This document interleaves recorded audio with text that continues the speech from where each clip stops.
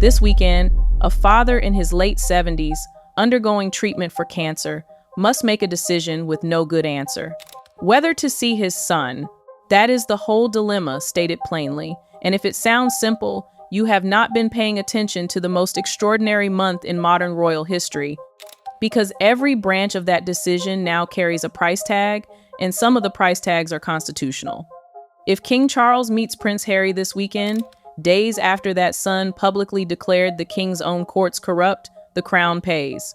If he declines, the father pays, and a grieving narrative machine across the Atlantic gets fed. And hovering over both branches is a third trap, the strangest of all, one that Harry built for himself over 6 patient years and walked into this week in front of the entire country. Because if Meghan Markle and the children now arrive in Britain, and the visit simply goes fine, then the argument Harry has spent 6 years, 2 governments, and a leaked security file constructing dies quietly on the tarmac, disproven by his own family's itinerary. Welcome to the corner. Nobody painted him into it. He mixed the paint himself, and this episode is the story of every wall. 2 loops, as always, both paying in full. Loop 1 is a single sentence, spoken almost in passing this week by a royal editor with unique standing to say it. A sentence about advice given privately years ago at the very top of this family, which reframes the entire courtroom catastrophe we covered last episode and turns it from a legal tragedy into a family one. When I give you that sentence, the whitewash statement will hurt in a completely new way. And Loop 2 is an organization, a road safety organization of all things, whose mention this week, in the middle of all the palace intrigue, produced what I honestly believe is the cruelest, truest sentence of this entire saga. And I am going to handle it with more care than the person who said it did, because it concerns the one death that sits underneath every episode of this story. Hold both. We close them in order. If you are just joining us, the recap runs like this. A leaked security file, discredited by its own provenance. A palace suite offered and lost to a missed deadline. A reconciliation deal announced through the very newspaper the privacy deal was supposed to exclude. A record low poll. A £50 million courtroom defeat. All 97 allegations dismissed. And then the statement, the one that changed the temperature of everything, in which Prince Harry called a ruling of the High Court, a court that dispenses justice in his father's name, a complete and obvious whitewash. That is where season 1 of this story ended. Season 2 begins with a question mark hanging over a single weekend, the meeting. Whether the king, after all of it, still opens the door. And the person who put the constitutional stakes on the table this week was, of all people, one of the journalists Harry took to court. The royal editor of Vanity Fair, freshly and totally vindicated by the judgment, appeared on the country's biggest royal talk show and asked the question out loud that palace corridors have been asking in whispers. Does this put us in constitutional crisis territory? How long, she asked, can a king who has been extraordinarily generous, who extended the olive branch, who let this couple keep their titles when the distance traveled from the original Sandringham settlement has become a canyon, keep absorbing it? How far can they push before the institution itself is compromised by the association? And she added a piece of personal observation from her years covering this family that lands like a key turning in a lock. Harry, she said, was always the son who could do no wrong in his father's eyes, the indulged youngest, the one the king let get away with things. And Harry, she believes, still thinks that hold over his father's heartstrings is live, still believes after everything that the old childhood arithmetic applies, that Papa will always eventually fold. Now, the discipline this channel owes you before we use her testimony. This witness was a defendant in all but name in Harry's courtroom war, accused for 4 years and cleared in every particular, which makes her simultaneously one of the best informed voices in royal journalism and one of the least neutral, and both facts stay on screen whenever she speaks. But notice that her central claim this week is not an attack. It is a diagnosis of a relationship, the indulgent father and the son who never updated his model of him. In every documented event of this season, the palace suite offered after everything, the meeting still sought after the whitewash, is consistent with her reading. The question of the weekend is whether the model finally breaks, and whether it breaks in the father or in the son. And her phrase about the distance traveled from Sandringham deserves its own minute, because most viewers have forgotten what was actually agreed in January of 2020, and the gap between that settlement and this week is the measure of everything. The Sandringham summit produced a clean bargain, painful but coherent. The couple would step back from royal duties, cease using their royal styles commercially, repay the public money spent on their home, forego public funding, and in exchange, keep their titles, their private wealth, and their freedom to earn abroad, with the whole arrangement to be reviewed in a spirit of goodwill. That was the deal, a living queen personally settled, and now lay this week beside it, item by item. The freedom to earn became a business empire built almost entirely on narrating the family the deal was meant to separate them from. The Goodwill Review became 6 years of interviews, memoirs, and litigation. The step-back son now demands, through leaked files and lawyers, protections beyond what serving royals receive. The titles retained as a courtesy are deployed on product lines and correspondence. And the quiet dignity the bargain assumed on both sides has become, this very week, a public statement calling the Crown's courts corrupt. Every clause of Sandringham has been stress-tested to destruction by one side, while the other side, and this is the detail history will note, has never once formally revisited the bargain, never clawed back a title, never issued the reciprocal broadside it was entitled to. The distance from Sandringham, in other words, was traveled by one car. The editor's question, how far can they push it, contains its own answer, which is that nobody knows, because in 6 years, the pushing has never once met a wall, only that patient, maddening, institutional cushion. And this weekend, for the first time since the summit, the cushion itself must decide whether to keep being one. Now, the corner, and credit where it is due, because the sharpest analysis of the week came not from the excitable ecosystem, but from the mainstream's most sober bench, the royal correspondents of the Times and the Sunday Times, thinking aloud together, and their logic deserves to be laid out step by step, because it is a perfect trap, and Harry built every wall of it himself. Step 1. British protective security for visitors like Harry is assessed case by case, visit by visit, on the actual plans and the actual threat picture, and the assessors have looked at this visit with everything he told them and concluded that no armed protection is warranted beyond the standard arrangements. Step 2. Harry's entire 6-year position is that this assessment is wrong, dangerously wrong, that the country is unsafe for his family without the fuller protection, which is why the argument has always run, his wife and children cannot come. Step 3, and here the walls meet. The family may now be coming anyway. If Meghan and the children arrive in the next few days, move around the country, attend an engagement, perhaps even meet the king, all without the protection he insisted was indispensable, and the visit goes off without a hitch, then, in the words of the Times' own correspondent, that presumably undermines his argument about the need for extra security. Presumably is doing polite work in that sentence. It does not undermine the argument, it ends it. A danger so grave that it justified leaked files, court cases, and 6 years of public war, disproven by a pleasant family weekend in front of the world with his own wife and children as the demonstration. And the correspondent spelled out the fork with surgical courtesy. He either accepts the assessor's position now, or he digs in and says the family can never come. Forever.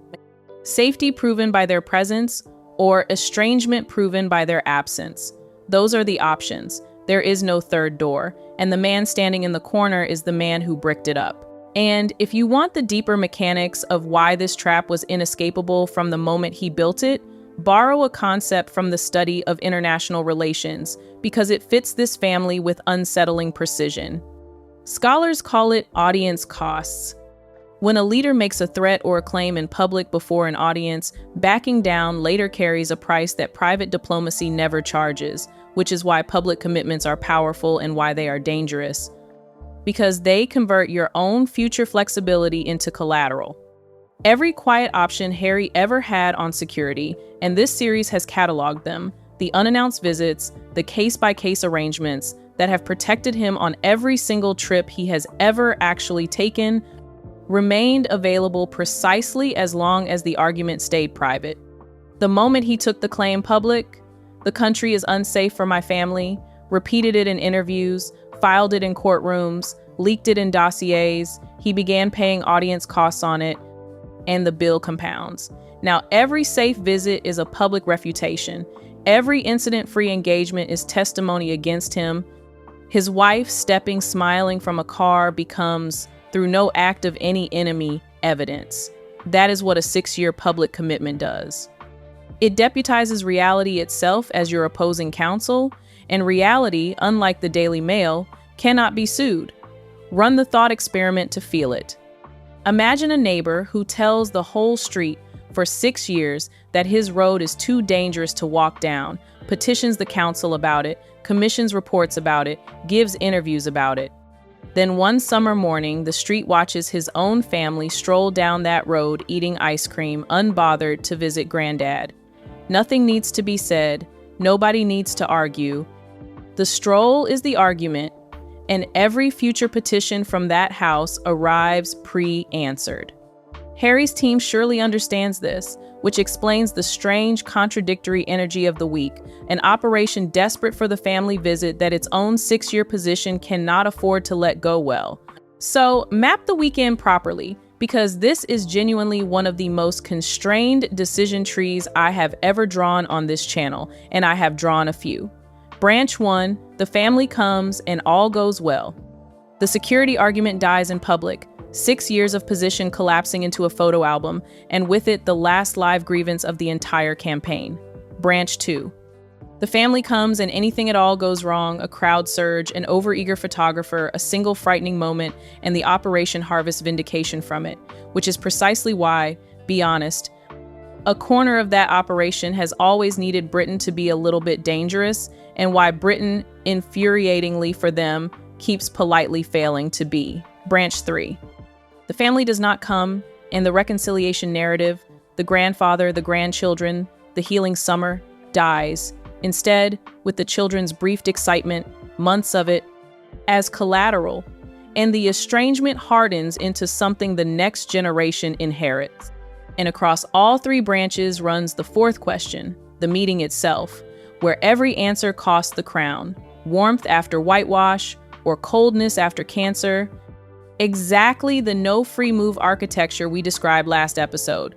4 branches, and notice, before we leave the tree, who chose the season for it to fruit. Nobody imposed this July. The visit was proposed from Montecito, the events accepted from Montecito, the family attendance briefed from Montecito, all with the court date already listed and the security answer already final. The corner has a door frame, and the door frame has his fingerprints. 4 branches, not one of them, not a single one, delivers what every previous chapter of this story was supposedly fighting for. That is what it means to have run out of strategy. It is not that the next move is hard. It is that the tree itself has no good leaves left, and the man who planted it is standing under it this weekend, waiting for his father to choose one. Now, let me do the thing this channel exists to do and deflate the week's biggest phrase, because constitutional crisis is being thrown around every studio in London, and I am not going to let it pass unexamined, even though the person who raised it has earned her platform. A meeting between a king and his disgraced son is not a constitutional crisis. The abdication was a constitutional crisis. The monarchy has survived divorce, scandal, war, a broken marriage played out on global television, and the death of Diana, and it will comfortably survive an awkward hour of tea in Norfolk.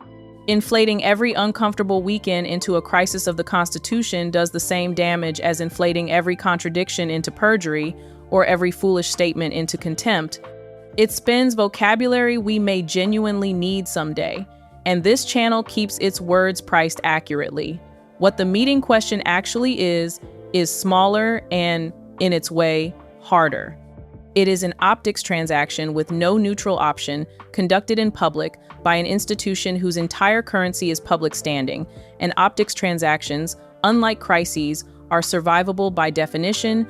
They simply have to be priced, paid, and absorbed, which is what this institution has done with worse for 1,000 years.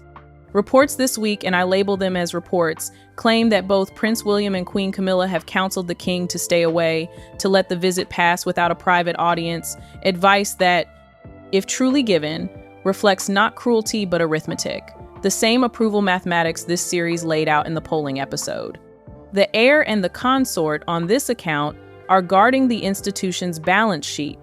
The king is guarding something older and less quantifiable, and the fact that we genuinely do not know, as of this recording, which instinct wins on the weekend is the only real suspense left in this story. And I noticed that it is family suspense, not constitutional suspense, which tells you where this saga has always truly lived. And while the studios debate, understand what is actually happening inside the institution right now, because palaces do not agonize the way commentators imagine. They prepare, and they prepare in both directions at once. Somewhere in the private office this week, you may be certain 2 drawers exist. In one drawer sits the quiet plan for a meeting, a window in the diary that officially does not exist, a room, a route in and out that no photographer covers, and a single agreed line for afterwards. The king was pleased to spend private time with his son, 11 words, no adjectives, released only if the other side forces it.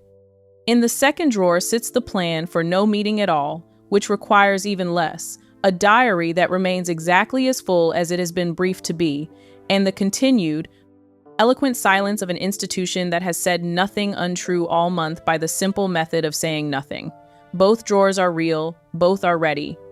The decision of which one opens belongs in the end to one man and the entire apparatus around him, the heir with his arithmetic, the consort with her counsel, the advisors with their optics, can do nothing this weekend except stand very still and wait for a father to choose between the institution he embodies and the boy he raised. That is not a crisis. It is something rarer in this story, a genuinely open question. And the fact that after 7 episodes of documented, predictable machinery, we have finally arrived at a moment nobody can call in advance is, whatever else it is, the first truly human suspense this saga has produced in years. Meanwhile, across the Atlantic, the case's post-mortem produced one of the more clarifying outside perspectives of the week, from one of America's most prominent broadcasters, a lawyer by training, speaking on Australian television. And her reading of the courtroom mechanics is worth your time, because it explains in one image why the mosaic collapsed. The Daily Mail, she observed, did the thing accused institutions almost never do. It put its journalists on the stand, one after another, and let them answer the accusations directly.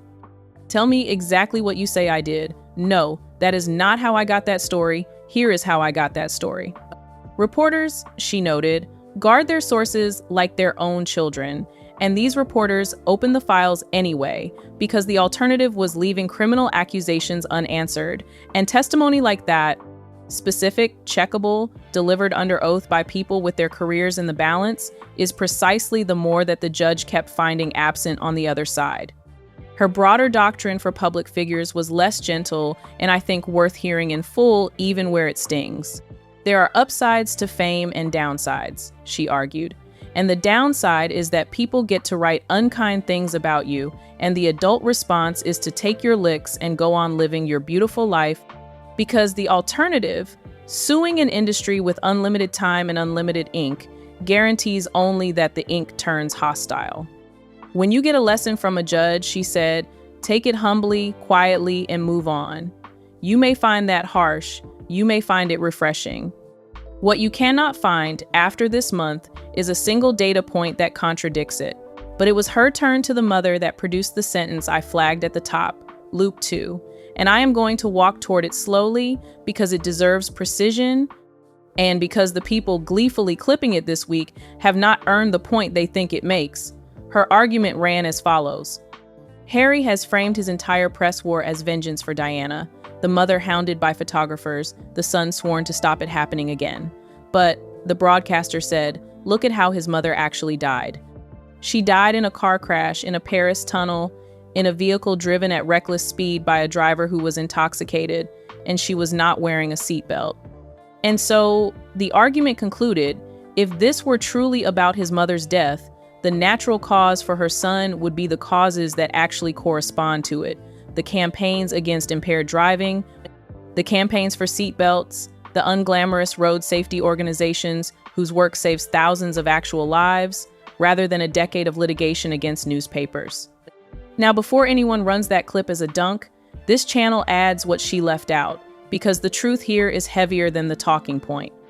The long inquest into Diana's death found grossly negligent driving by the intoxicated driver, and it also found that the following paparazzi vehicles contributed to the circumstances of the crash. Both things are in the verdict. The press was not innocent that night, and no honest account pretends otherwise. And Harry's rage has never been irrational in its origin, only in its aim. But precisely because both things are true, the broadcaster's underlying point survives the correction and lands harder for it. Of the factors the inquest identified, the ones that generalize, the ones whose correction would actually spare other families what his family suffered, are the drunk driver and the unworn seatbelt.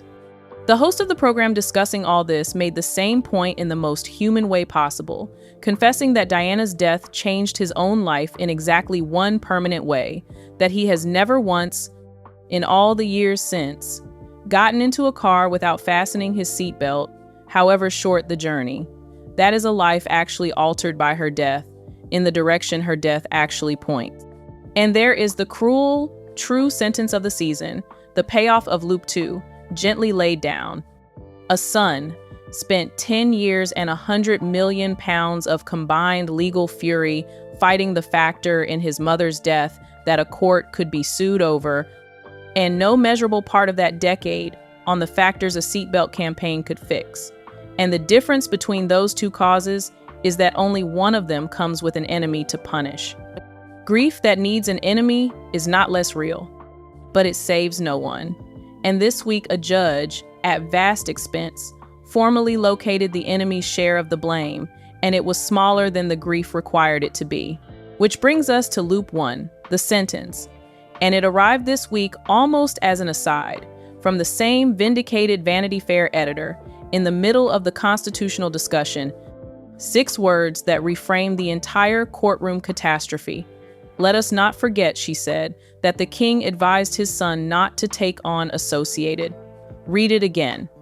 According to a royal editor with 2 decades of access to this family, King Charles privately counseled Harry against bringing the very case that has now detonated 50 million pounds. His reputation, and possibly his family's patience. The father saw the mosaic for what it was. The father who has spent 70 years watching newspapers, litigation, and monarchy grind against each other, who watched his own marriage dissected by the press and never once sued, looked at his son's case and said, "In whatever words a king uses, do not do this." And the son did it anyway. Now run the whitewash statement back through that sentence and feel it change shape. When Harry declared the judgment a cover-up, he was not merely accusing a judge his father's crown appoints. He was refusing, one more time, at maximum volume, the advice his father had already given him in private, advice that the verdict had just proven correct in every particular. The statement reads, on the surface, as an attack on a court. Underneath, it is a son shouting at a father for having been right. And that, I suspect, is the true weight the king carries into this weekend's decision. Not the constitutional optics, which his advisors can manage, but the unbearable domestic arithmetic that every parent of an adult child will recognize. That there is no sentence in the language more useless than "I told you so," and no moment it is harder to withhold than when it is truest. If the meeting happens, that sentence will sit in the room like a third chair, unspoken, and both men will know it. That is Loop 1 closed, and it closes not on a constitution, but on a kitchen table, which is where this story, beneath all its committees and courtrooms, has always actually been set. And the courtroom wreckage is reportedly reshaping other rooms too. Word from around the claimant camp this week, attributed and unverified, so labeled accordingly, is that relations between Harry and the most famous name on the roster, Elton John, have turned notably cool since the judgment, which, if true, would complete a grim circle. Since the fateful introduction to the case's architect-lawyer was reportedly made under Elton's own roof in France, the man whose estate hosted the beginning of the case may now be absorbing an outsized share of its costs and, on this account, the chill that follows. 5 silent claimants, 1 strained superstar friendship, and a costs hearing on the 29th of July at which all of them will discover, together, exactly what the roster model charged for its final ride. The court file closes. The friendships, it seems, are still paying interest. Now, the communications autopsy, because a public relations professional gave an interview this week that contained, buried under a framing I am about to strip away, the single most precise professional criticism of this operation I have heard in 7 episodes. Strip first. She, like half the commentary world, reached for the language of breakdown and instability, of something unraveling in plain sight, and this channel does not traffic in that vocabulary for reasons I have now explained many times. We do not diagnose people from studios, we examine what they do. So here is what she actually documented, translated into behavior where it belongs. A leaked story announcing the family is coming, excited, expansive. A statement days later announcing they are not, aggrieved, blaming security terms that had been known and unchanged for months. Reversals within news cycles. Announcements retracted, retractions briefed against. The sequence this series has time-stamped across 4 separate weeks. Erratic is a fair word for the pattern, and the pattern needs no source closer than the archive of this very series. Week 1, the confidential file, leaked with fanfare. Week 2, the itinerary, published and shredded within a day. Week 3, the reconciliation deal, briefed as agreed and contradicted within the cycle. Week 4, the palace stay, announced by his own camp at breakfast and dead by lunch, followed by the angriest statement of the season, followed by the verdict, followed by the whitewash. 6 reversals, 4 weeks, 1 operation. The pattern is on the record, time-stamped, and it required no insider to observe, only a calendar. Her professional point about it is the one that deserves the platform, and here it is, in substance. You cannot use the press as a tool of your whims, she said, because the relationship between a public figure and the press is symbiotic. It runs on reciprocity and reliability. And this operation attacks the press with one hand while depending on the press with the other, leaking to the very industry it litigates against, demanding coverage on Monday of the institution it condemns on Tuesday. And that, viewers, is not a mental observation. It is a mechanical one, and it is the thesis of this entire series stated in a single professional register. Every catastrophe we have covered, the file that discredited itself, the deal broken by its own announcement, the exclusive that died in 3 hours, the statement that confessed its own timeline, is the same malfunction, an operation that needs the machine it is trying to burn, and there has never, in the history of public life, been a way to run that configuration for long. The professionals around this couple did not fail to hide some inner turmoil this week, whatever the studios say. They failed to hide the machine, and the machine, not any private anguish, is what the public finally saw whole. A word now about the wife, because the week's commentary has settled into a consensus about Meghan Markle's role in all this, and consensus is exactly when this channel reaches for its scales. The prevailing account, voiced across the ecosystem and by some of the week's guests, runs that Meghan is the hidden hand, that Harry wants his children connected to his father and his country, and that she, carrying her own grievances against Britain, pulls him back, feeds the fights, sets the terms, so that the chaos we all watch is really her policy executed through his voice. And there is documented material consistent with parts of that reading, the reported conditions about her reception, the consistent record that he is homesick and she is not, the years of coverage suggesting the couple's aims point in different directions. But this channel will now say the thing the consensus does not want said. Blaming the wife is the oldest move in royal commentary, older than this family, older than the medium, and it has the convenient property of preserving the prince as a good man captured rather than an adult making choices, which is a kindness the record does not actually support. The security campaign predates her involvement in its worst decisions. The court case was his, filed in his name, pressed against his father's reported advice, and the whitewash statement carried his signature. A man in his 40s who has waged 6 years of institutional war is the author of his wars, and the search for a puppeteer, whether it lands on a wife, a lawyer, or a publicist, is at bottom a refusal to believe what this series has documented in exhaustive detail, that the pattern is his. She has her own account to answer for, and the polling episode presented it. But the corner he stands in this weekend was built with his hands, and this channel will not launder that fact through a marriage it cannot see inside. As for the children, the week offered its usual 2 readings, and honesty requires both. The cynical reading, voiced hard by the ecosystem, is that the children's presence has a production function, that a visit to Althorpe, to Diana's Island, with the 30th anniversary documentary reportedly in the works, gains immeasurable value from their small silhouettes, even from mobile phone footage, and that the itinerary makes commercial sense in a way it has never quite made emotional sense. The humane reading, voiced this week even by fierce critics, is that a father genuinely aches for his children to know his world, his country, their grandfather, the half of themselves that lives in these islands, and that whatever machinery surrounds the wish is real. This series has always held that both readings can be true at once, that this is precisely the tragedy of an operation that converts everything it touches into content, that even its sincere moments arrive with a crew attached, until the sincerity becomes unverifiable even to its owners. What the weekend will actually tell us is simple, and I will be watching for exactly this. Whether the children, if they come, are seen or filmed. Seen is a family, filmed is a production. The difference will be visible within one news cycle, and it will settle more about this story than the courts ever did. And the calendar gives this weekend a weight the adults have barely acknowledged.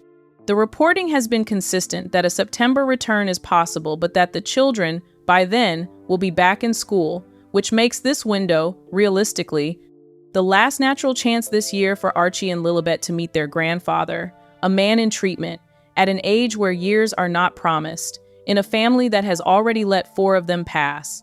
Children told about an adventure for months, a grandfather told about grandchildren for longer, and between them, a wall of adult strategy that neither the 6-year-old nor the 76-year-old built. Whatever the machinery wants from this weekend, 2 people at opposite ends of one bloodline want only the same simple thing. And the measure of every adult standing between them is whether that simple thing survives the weekend intact. Before the close, your field guide to the weekend, because this channel believes viewers should watch events like analysts, not spectators, and the next few days will speak fluently to anyone who knows the vocabulary. Watch, first, the transport. If the family travels in ordinary vehicles with their own private team, the case-by-case system is working exactly as the assessors said it would, and every smooth mile is testimony.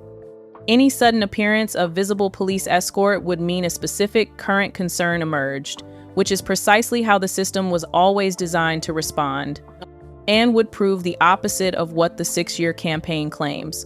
Watch second, the accommodation, because where they sleep is now a scoreboard. Private house or hotel means the containment holds. Any royal roof, after everything, means the father overruled the institution, and you will know the heartstrings theory won. Watch, third, the children. For the distinction we have established, seen or filmed, a glimpse through a car window versus footage that surfaces, weeks later, professionally graded, in someone's product. Watch, fourth, the language of any meeting, if one happens. A private meeting confirmed after the fact in a single dry palace line is family. Sources describing the emotions of the room to friendly outlets within days is business, and we will know within the week which one occurred, because this operation has never once kept a warm moment to itself when a warm moment had briefing value. And watch, fifth, the silences.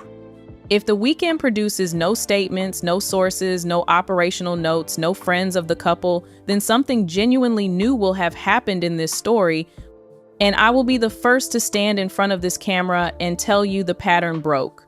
I would like nothing better. The pattern, for the record, has never once broken. So, the ledger of the weekend ahead and the loops, closed in order. Loop 1, the sentence. The king advised his son not to take on associated, which converts the courtroom disaster from bad luck into refused counsel and loads this weekend's possible meeting with the heaviest unsaid sentence in family life. The father was right, the son knows it, and the question is whether either of them can sit in a room with that knowledge and still reach for the teapot. Loop 2, the organization.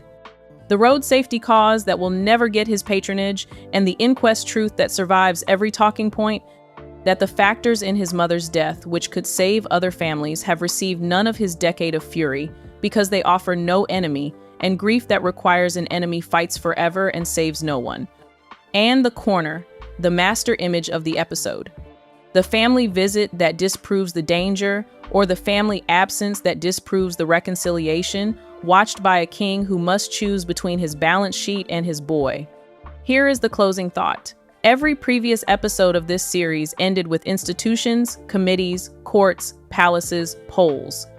This one ends with a weekend, a doorbell, and an old man's decision, and I want to be honest with you about something before it happens. For 7 episodes, I have shown you the machine, and the machine deserved every frame of it. But machines are operated by people, and somewhere under all of it, there is still a father who was told he was dying slower than feared, a son who cannot stop knocking, 2 children who have been promised, a grandfather, and a country watching a family do. At global scale, the thing ordinary families do in kitchens every day, which is decide whether being right matters more than being together. The committees have all ruled, the courts have all ruled, the polls have all ruled. And notice what that means for a man who, as we established last episode, accepts no referee, because there is exactly one referee left in his world whose whistle he has never once called corrupt. One authority whose verdict he has spent 6 years appealing toward rather than against, and it is an old man in Norfolk with a full diary and a decision to make. The father is the last court. Every other jurisdiction has been exhausted, denounced, or defied, and whatever happens this weekend, a verdict is coming from the only bench this son still recognizes, which is why, underneath all the constitutional noise, the stakes are so much simpler and so much larger than the studios understand. If the last court says yes, everything this series documented gets one more chance to mean something. If the last court says no, or simply lets the diary answer for it, then the knocking we described at the season's end finally has nowhere left to land. The only jurisdiction left is love, and love, as this family has proven across 3 generations, is the one court whose verdicts nobody can predict, appeal, or leak. The weekend will rule. I will be here when it does. Stay close.